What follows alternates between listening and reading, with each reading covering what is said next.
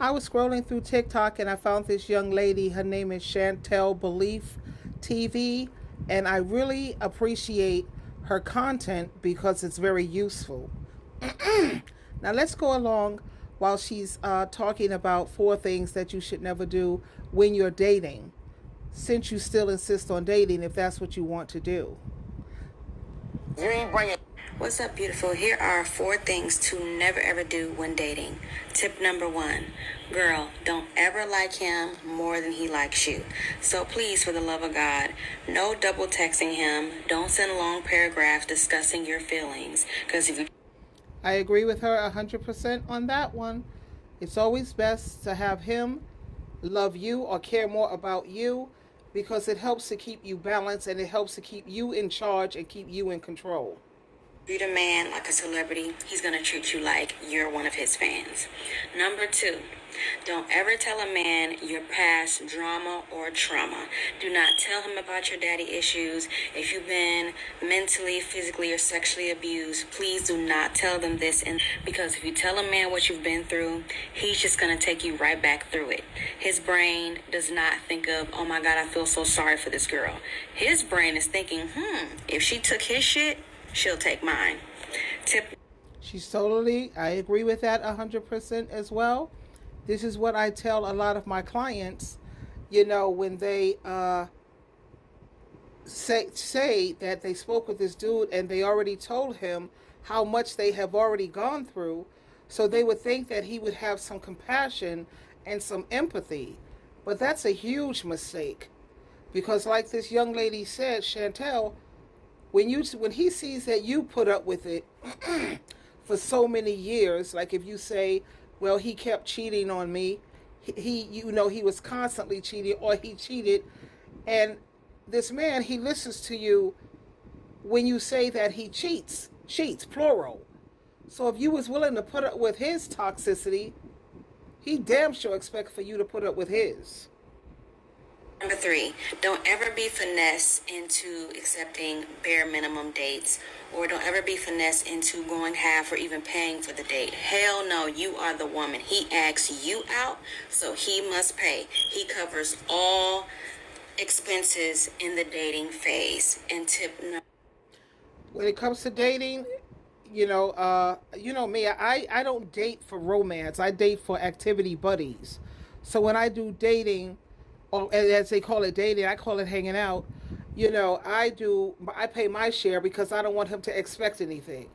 But I think if you're looking for romantic dating, then he has to definitely demonstrate that he's not cheap and stingy. And then you keep in mind how much the woman has already spent for the date.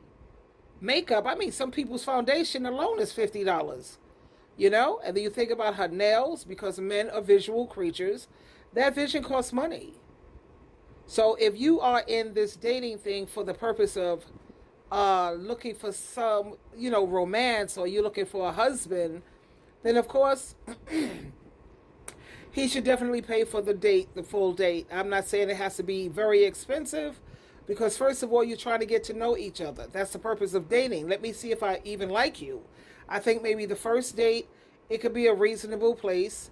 And then going forward, if he feels that there's chemistry and there's a possibility, then by all means he should take you to the same places that he would take Beyonce or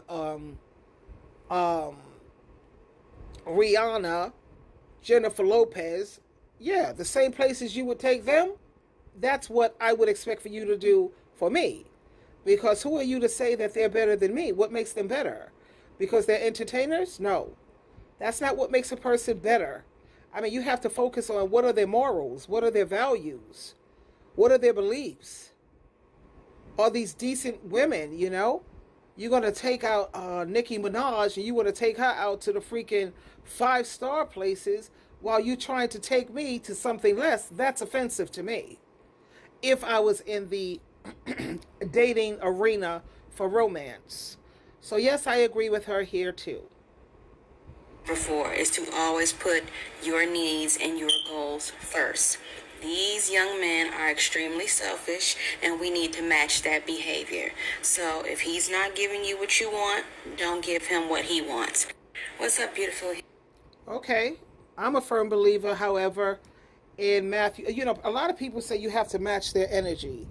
Whatever energy they pour into you, that's what you pour into them. Well, me, I believe in Matthew chapter 7, verse 12. I will always, always treat people the way I want them to treat me. And I will never do to them what I don't want them to do to me. Now, the trick is you have to know who to apply that to.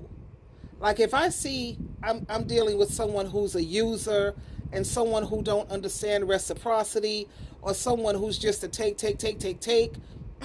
then of course I have to fall back from people like that because I don't see why I should have to change being a generous person, a kind person, and a beautiful person just because this person don't know how to treat me.